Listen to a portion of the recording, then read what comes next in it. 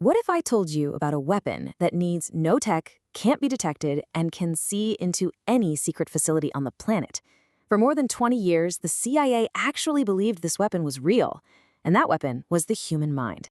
Today, we're digging into the absolutely wild, true story of Project Stargate, America's Psychic Spies.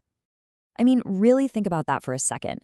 Could you, right now, just close your eyes and see what's happening inside a secret military base halfway across the world? It sounds like something straight out of science fiction, doesn't it? Well, for over 2 decades, the US government didn't just think it was possible, they bet millions and millions of dollars on it. They built a top-secret program to basically weaponize this ability, and they gave it this kind of clinical, sterile name, remote viewing. So how on earth did a project this unbelievable even get off the ground? Okay, Section 1. The Stanford Experiments. Now, this whole story, it doesn't start in some shadowy CIA bunker. No, it starts in the heart of Silicon Valley, of all places, at the very prestigious Stanford Research Institute right in the middle of the 1970s. So, picture this. It's 1972, and a couple of physicists are running some pretty standard psychic tests. Then, this charismatic artist and psychic named Ingo Swann just walks in and basically says, "I'm the best in the world." And then he proves it by perfectly describing a random spot across town. But after he showed them he could see across the city, Swan made an even crazier claim. He said he could use his mind to mess with one of the most secure scientific instruments on Earth. And listen, this wasn't just some regular piece of lab equipment. We are talking about a magnetometer. This thing was buried deep underground, it was encased in concrete, and it had superconducting shields.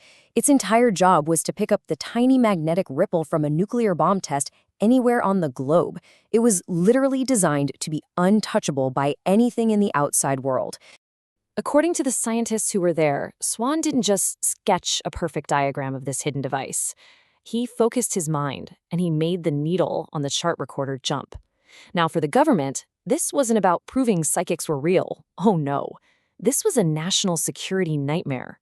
Because if a human mind could get inside a device like that, it meant that no secret, anywhere, was actually safe. Section 2. Spying on secret bases.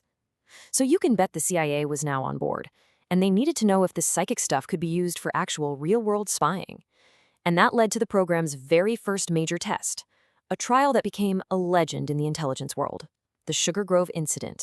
So to test them, a skeptical CIA analyst gives them a set of coordinates.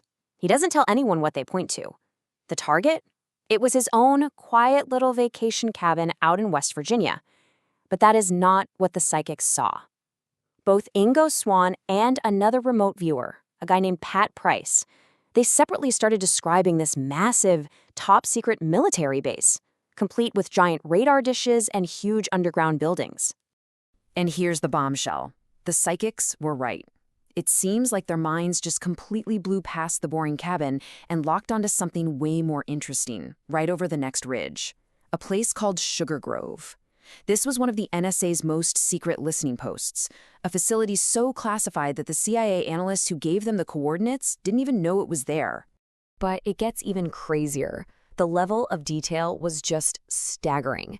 Pat Price didn't just describe the outside of the building. He claimed he went inside the base with his mind, that he saw rows of green filing cabinets. He even said he read the code words right off the folders inside. And when those code words, cue ball, rack up, 8-ball, were confirmed to be real, active projects, it sent absolute shockwaves through the entire intelligence community. Section 3. Successes and Suspicions. So, after Sugar Grove, the program went into overdrive. I mean, it started piling up this incredible string of intelligence wins. But with all of that success came a much darker, much more dangerous chapter of the story. I mean, the hits just kept on coming. They trained a receptionist who then managed to mentally find a downed Soviet bomber lost somewhere in the African jungle. Pat Price sketched this bizarre, gigantic crane in the Soviet Union that looked like something out of science fiction until spy-playing photos confirmed it was real. And then there was Joe McMoneagle, who described a monstrous new type of Soviet submarine, a beast unlike anything the West had ever seen before. But McMoneagle didn't just see the sub. He saw its future. He actually gave his handlers a specific timeline. He predicted the submarine would launch in exactly 120 days. Well, when the Soviets finally did launch their new Typhoon-class sub, the largest ever built, with the exact twin-hull design he described, it happened 118 days later, just 2 days off. But right as the program was heading its absolute peak, its star psychic, Pat Price, was about to have a vision so shocking, so bizarre, it may have actually cost him his life. He claimed to have remote viewed a mountain up in Alaska and saw something that just sounds completely unbelievable, an underground base where, he said, extraterrestrial beings were working right alongside the U.S. military. So Price reports this totally bizarre vision to his CIA handlers. Just a few days later, he's in Las Vegas. A stranger bumps into him in a crowd, and Price feels this tiny little pinch in his leg. He doesn't think much of it. He goes up to his hotel room, starts to feel really sick, and he's found dead the next morning. Now, the official cause of death was listed as a simple heart attack, but the circumstances were anything but simple. Get this, no autopsy was ever performed, and before his family could even be told what happened, men with government credentials showed up, took his body, and had it immediately cremated. All the evidence just gone. Section 4. Stargate's public end.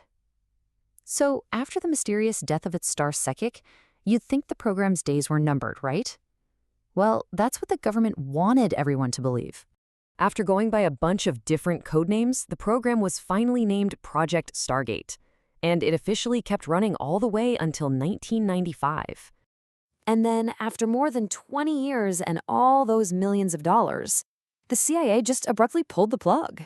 They put out a public report that basically trashed the whole program, saying, and I quote, "No real intelligence has come from it, and we're shutting it down." But that leaves us with one last, really unsettling question, doesn't it? If you had actually confirmed that a tool existed, an intelligence tool that could bypass every lock, every wall, and every secret on Earth, would you really just shut it down? Or would you bury it so deep it becomes the one thing it was designed to defeat, a perfect secret?